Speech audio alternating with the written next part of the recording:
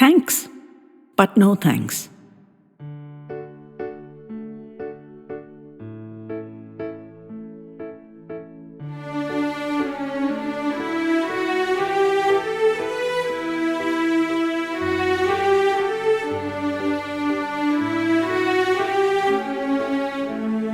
They had been married 28 years. 28 years. Celebrated their silver anniversary with a dozen other couples, close friends. Her parents and brother and his family had come down for the occasion. His sisters and their families had attended too. His mother had been too frail to make the journey, so Raj and she had visited her immediately after so she could bless them. Dear, sweet Amma. She was glad she hadn't lived much longer. What followed would have shattered her. The celebrations had been wonderful, full of love and togetherness, she thought, reinforcing family values, friendship and commitment, and being there for each other. What a gullible fool she'd been, and how false he. For all the time, he'd had a love nest established at the side, and she'd been blissfully unaware of it. It had been horrific and traumatic when she had actually found out. Entirely by accident, not because of any qualms of conscience on his part, let it be clarified. He'd proved to be quite the master of deceit. Unraveled by a machine, would you believe it? A credit card billing error. Bills started coming in month after month for things they hadn't bought. Washing machines and jewelry and children's clothes, which certainly weren't theirs. All the raging and screaming he did on the phone to get it stopped hadn't worked. And no one could be convinced it was just an innocent mistake when his reaction was so hysterical. So, she'd started poking around. The home became a cauldron of anger and suspicion. The tidy little Ziploc bags into which he'd isolated his various lives ripped open and spilled their contents into one roiling, boiling pot of deceit, distrust, rage, tears, and many other things, but not even the least shred of regret on his part. Only fury that he'd been undone by a wretched computer. The grotesque part, the horrible night terrors-inducing part, was how long he'd kept his two lives going. To care so little for her after all these years and all they'd gone through together. And the perverse argument that it was because he cared for her that he hadn't abandoned her. Had it not struck him that if he'd actually cared for her enough, he'd never have set up this obscene dual life in the first place? Oh no, that had been about his happiness. Surely she couldn't expect him to sacrifice that forever, for her or anyone else? Selfish, insensitive brute. Their divorce had been uncontested by either. No sordid public wrangling over their dirty linen. He'd not been happy to go. He'd still wanted the best of both lives. But she'd made it plain that ship had sailed. She could not unknow what she now knew.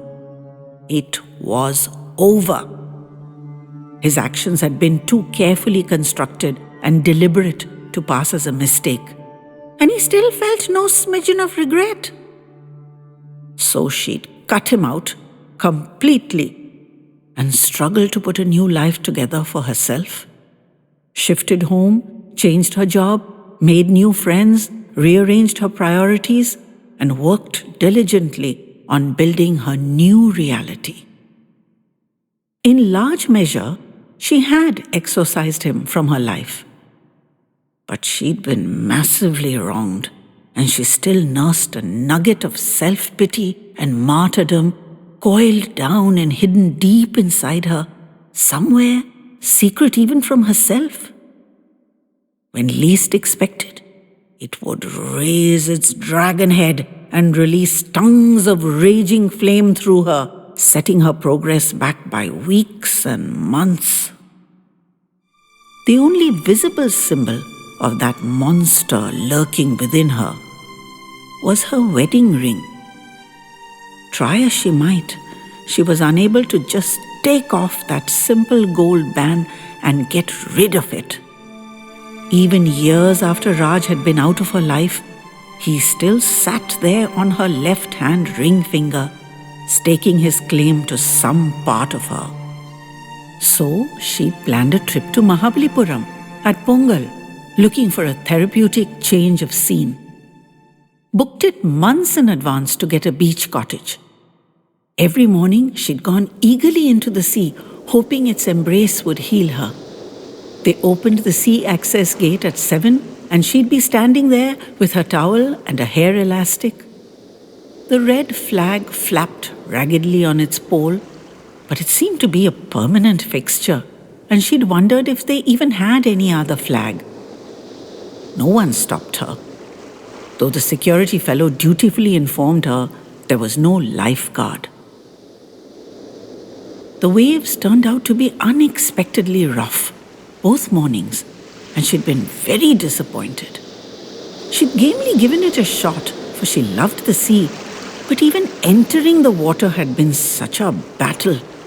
The waves rebuffed her violently, and she'd often find herself tumbled into the shallows on all fours, with her knees and shoulders grazed. Not one to give up easily, she'd kept trying on both days, but hadn't even managed to get past the breakers. The waves followed swiftly one after another, and she might face the first one or even two successfully, but the next one was sure to get her.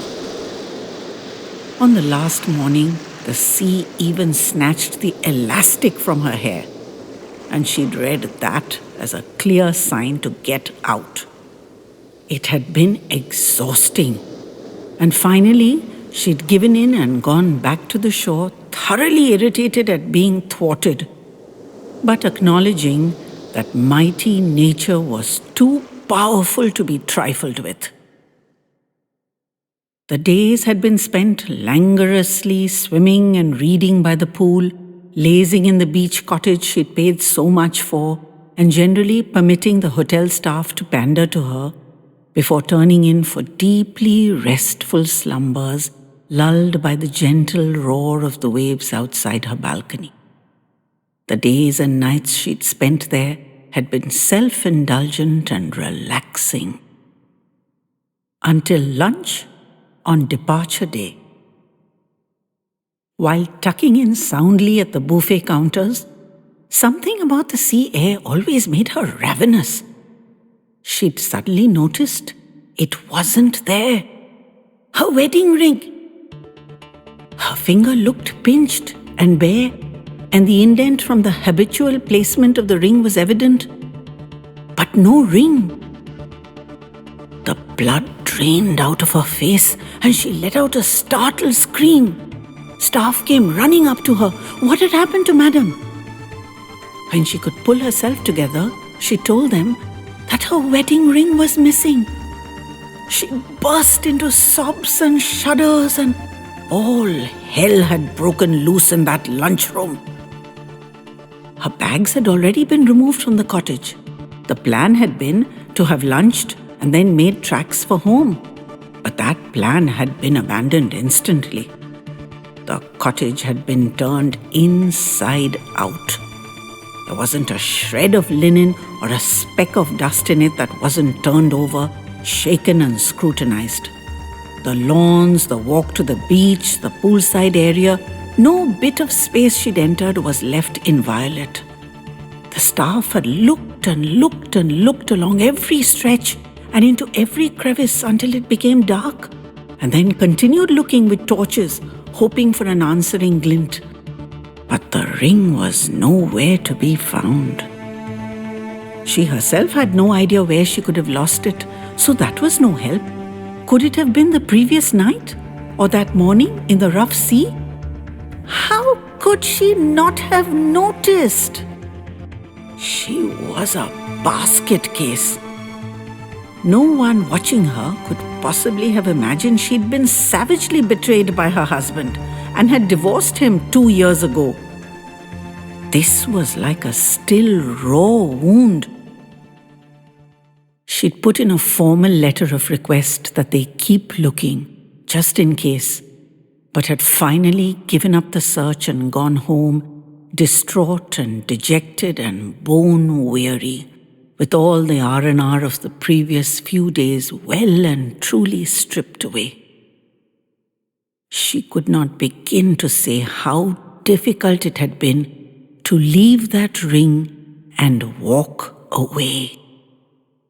She'd blamed the angry ocean for robbing her of it, her last connection to the memory of a happy married life. She'd cursed herself for pitting her might against Mother Nature's. This was the wicked old Virago's revenge. She must have ripped it from her unknowing finger during one of those violent buffetings. Yet she'd hoped against hope. Every day she'd phoned the hotel, then reluctantly reduced it to once a week as they continued to assure her, though with diminishing patience, that they would inform her as soon as it was found. Then once a month, until she'd forced herself to stop calling. It was months later that it dawned on her that the loss of the ring, however much it had distressed and terrified her, had apparently liberated her. Evidently, it had become a kind of anchor, keeping her firmly in place and preventing her from moving forward. She'd been almost astonished to find that the anger she'd felt at Raj had dissipated, like the mist with the sunrise. Once she'd realized what was happening, she consciously reclaimed her mind, pulled it out from under the shadow of her traumatic experience. The sun had shone first hesitantly and then brilliantly in her life and in her heart again. She forgave Raj his treachery and moved on to really appreciate her own precious life. It had been just astounding that he no longer had the power to hurt her. And now, this. She stared at the email on her computer. Her mind raced so fast that the words blurred together and no longer made any sense. Just 3 lines, but enough to make her life, the life she'd worked so hard and sacrificed so much to build, begin to crumble around her. Her past rewound at supersonic speed, and all the black misery and torment she'd put behind her loomed up again menacingly. She shook herself physically out of the auto-rewind and peered again at the loathsome screen, dazed and unwilling to accept the so-called good news it offered her. It was from the GM of the hotel at Mahabalipuram. Not the same person who had been GM then, another person, a woman now. She wrote, "During the last storm, some cottages near the shoreline had needed to be evacuated because the waters had come too close. In the process, a wedding ring had rolled out from beneath some furniture, and one of the housekeeping staff had instantly connected it to her. It had taken a few days to go through the records and contact her, but she, the GM, would be delighted to restore the ring to its rightful owner if she could identify it by quoting the message inscribed inside it. She was, most sincerely, etc., etc." The painful object was already exercising its black sorcery, and she couldn't bear to have it and the horrors it brought back in her life. Her fingers flew unbidden over the keypad. Thanks for keeping her in mind and for informing her of its discovery, but she would be happiest if it could be sold and the proceeds shared among the thoughtful and diligent staff, with a double share to the person who'd connected it to her. She was, equally sincerely, and as she hit the send button emphatically, she had never felt lighter, freer, or more ready and willing. She climbed mentally into the basket of a magnificent hot air balloon, let loose the ties, and floated away into the bright blue yonder. Life was an exciting adventure waiting to be had, and finally, she was fully kitted out and raring to go.